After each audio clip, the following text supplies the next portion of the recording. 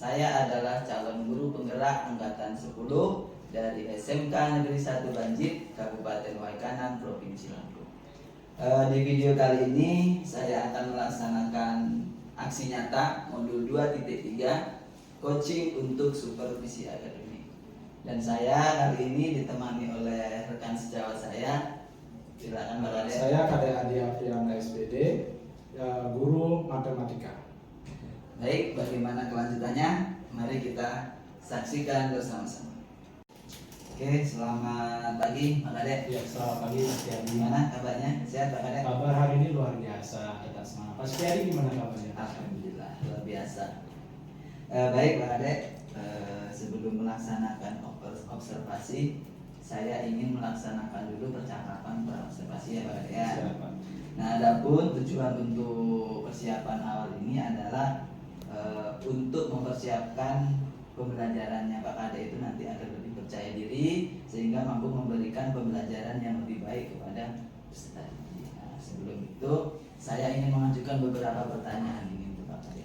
Saya Pak Kade ya. Bisa. Yang pertama Pak Kade, berkaitan dengan tujuan pembelajaran yang nanti Pak Kade laksanakan. Kira-kira apa tujuan yang akan dicapai nanti Pak di kelas Pak Kade? Ya, baik, terima kasih Mas Tiadi. Di sini sebelumnya saya adalah guru matematika Mas Tiadi di kelas 12. Nanti kedepannya dari tujuan pembelajaran saya akan memberikan materi statistika yang mana tujuan pembelajarannya yaitu mengelompokkan data anak sesuai dengan data kuantitatif dan data kualitatif Mas Tiadi.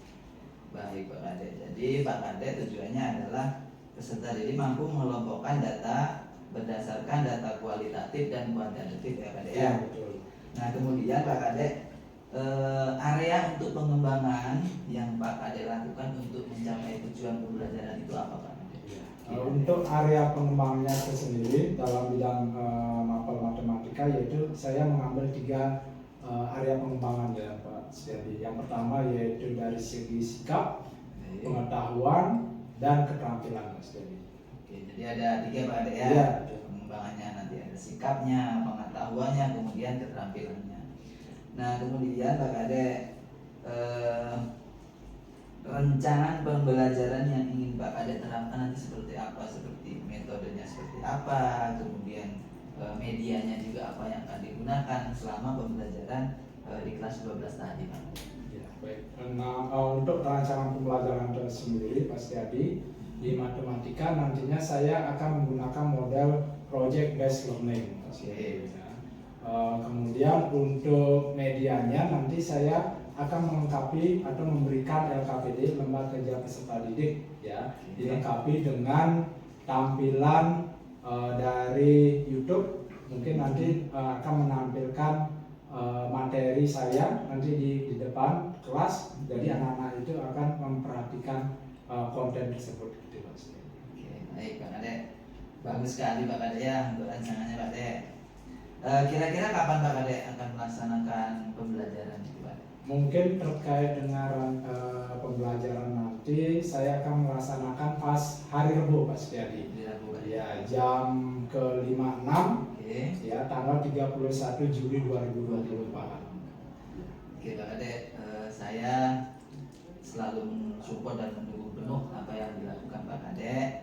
Semoga apa yang rangkaian yang sudah Pak Kade rancang tadi bisa dilaksanakan dengan baik di kelas 12. Terima kasih Pak Kade atas proses percakapan pra-observasi kita hari ini. Nanti silakan kita bertemu kembali di observasi di hari Rabu tanggal 31. Oke, terima kasih banyak Pak Setiadi atas saran dan dukungannya. Sama-sama.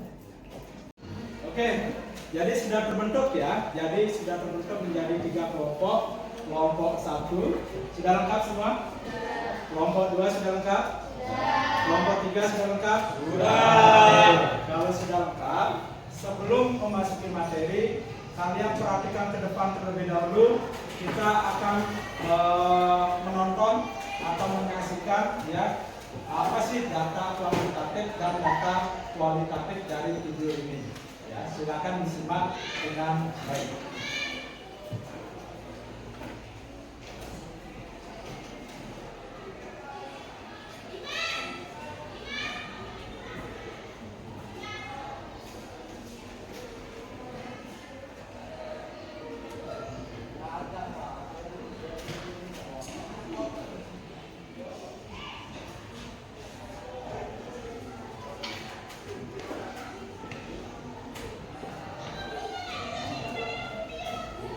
Silakan dilihat Nak, ke depan. Ya. Di sana ada pengertian data kualitatif itu seperti apa, data kuantitatif itu seperti apa.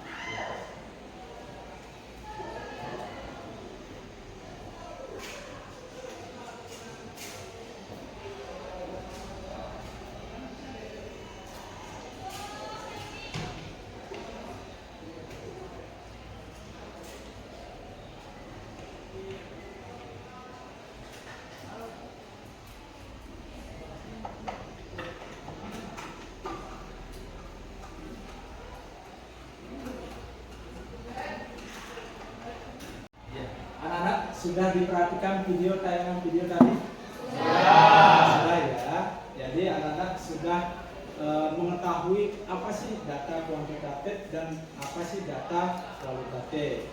Ya. Kemudian Bapak ingin mengetahui nih dari pemahaman kalian melalui kelompok ini, kelompok 1, 2, 3, Bapak akan membagikan LKPD, ya, Lembaga Kerja Peserta Didik.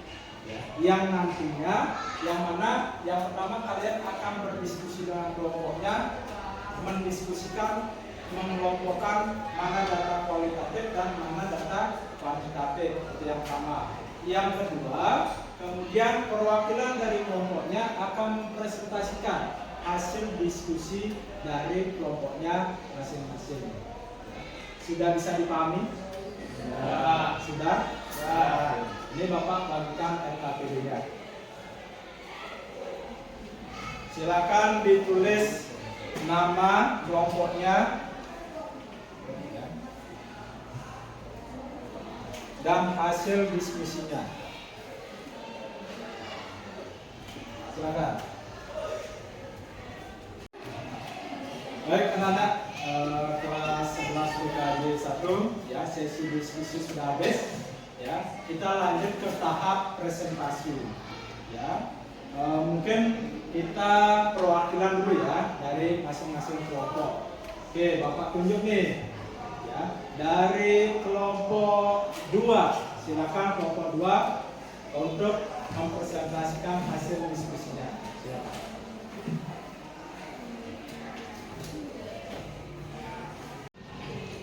Selamat pagi semua.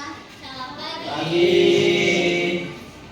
Perkenalkan, kami dari kelompok 2 ingin mempresentasikan hasil pengamatan kami tentang data kualitatif dan data kuantitatif.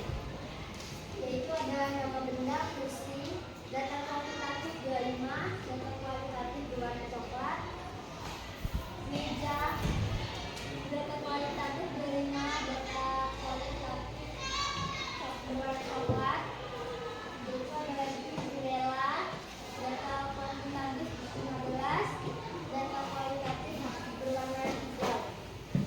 Ada kipas, data kualitatif gula, data kualitatif berwarna hijau.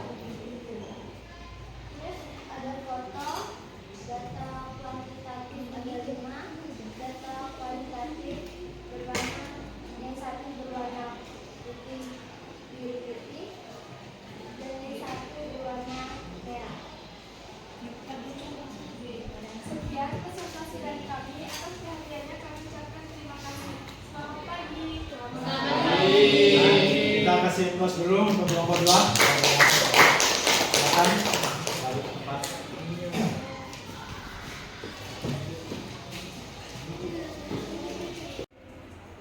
Ya, luar biasa sekali ya.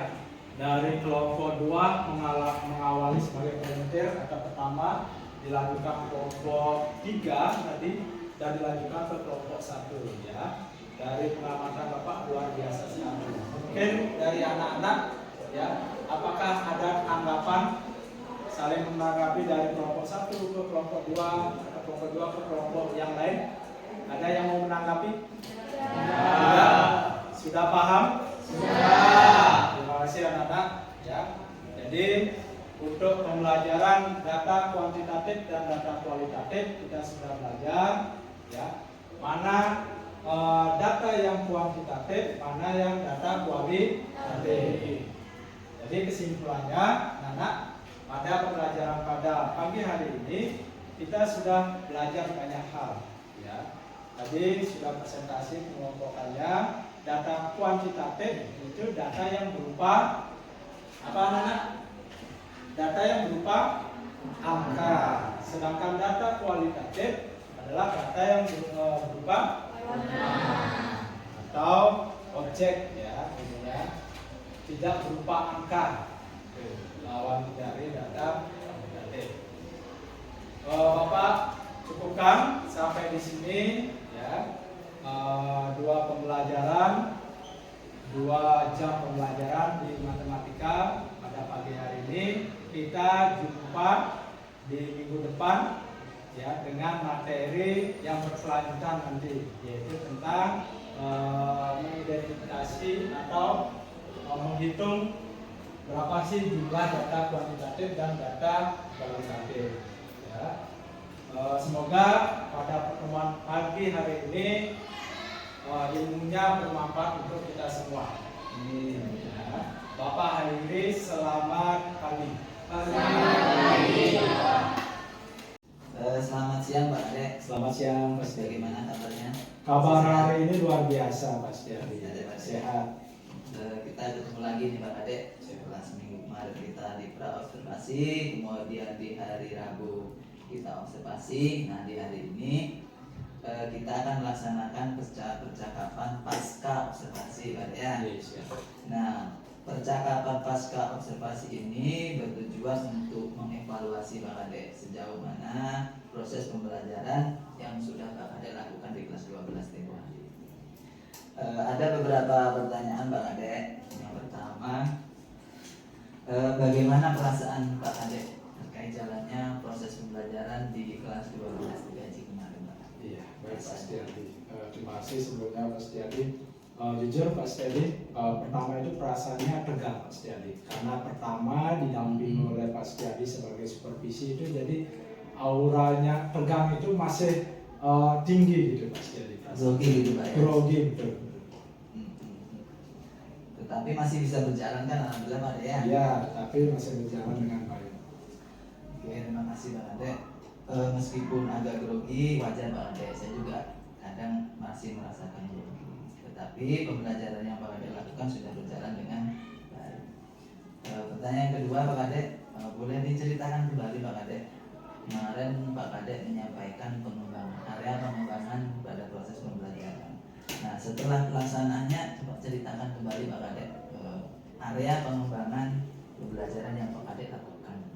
Ya, baik Pak. Untuk area yang pengembangan yang kemarin saya praobservasi itu kan saya meliputi 3 area pengembangan ya, mulai dari sikap, pengetahuan, dan keterampilan.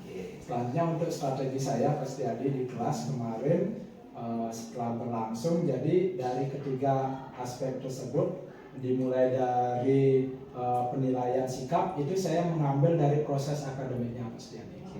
Ya. Kemudian untuk dari pengetahuannya anak-anak itu kan saya bagikan LKPD, lembaga kerja peserta didik. Jadi penilaian untuk pengetahuan saya ambil dari sana. Sedangkan untuk keterampilannya sendiri saya melihat dari produknya sendiri. Dari masing-masing peserta didik. Iya betul. Baik, terima kasih Pak Ade. Nah menurut Pak Ade nih, apakah Pak Ade ini sudah berhasil mengembangkan 3 aspek yang Pak Ade ceritakan tadi? Jujur kalau menurut pribadi saya sudah berjalan dengan baik Pak Setiadi. Tetapi masih sedikit ada kekurangan Pak Setiadi. Jadi sudah berjalan dengan baik ya Pak Ade ya, alhamdulillah. Tetapi Pak Ade menilai masih ada kekurangan. Nah sekarang menurut Pak Ade itu kekurangan dan kendala yang dihadapi Pak Ade itu apa Pak Ade? Ya. Sama dengan guru-guru yang lain mungkin Pak Setiadi ya. Jadi anak itu tidak sepenuhnya itu terlibat dalam proses pembelajaran. Artinya kurang aktif gitu. Kurang Pak, ya? aktif betul. Nah Pak Ade, jadi Pak Ade menyampaikan bahwasanya ada peserta didik yang kurang aktif, kurang terlibat dalam proses pembelajaran. Jadi ya bisa dikatakan mengandalkan temannya gitu Pak. Iya, Ya. betul, Biasanya betul. gitu. Biasanya yang pintar ada yang kerja kan. Iya. Nah kemudian Pak Ade, kenapa sih kok anak itu kurang aktif, kemudian kurang terlibat dalam proses pembelajaran gitu? Tahu nggak Pak Kadek kenapa alasannya? Iya, kalau dilihat dari lapangan kan saya menggunakan yaitu model diskusi kelompok ya Mas Diani ya. Ya, baik. Jadi anak-anak itu saya pertama kelompokkan ya, tetapi tidak menggunakan gaya belajar gitu Pak Setiadi, minat dan gaya belajarnya. Saya mengelompokkan itu berdasarkan dengan absennya saja. Jadi mungkin itulah kayaknya yang menyebabkan anak itu kurang kondusif gitu, kurang kondusif dan aktif. Oke Pak Kadek. Ini Pak Kadek udah tahu nih permasalahannya kan ya. Ya. Nah, jadi kira-kira nanti untuk kedepannya Pak Kadek bagaimana untuk mengatasi kekurangan pembelajaran yang hari ini Pak Kadek untuk kedepannya? Menurut Pak Kadek bagaimana nanti? Kalau saya rancangan kedepannya itu agar lebih baik lagi di kelas yang saya ampuh Pak Setiadi, mungkin saya akan mengelompokkan itu anak peserta didik itu berdasarkan minat dan bakat peserta didiknya ya.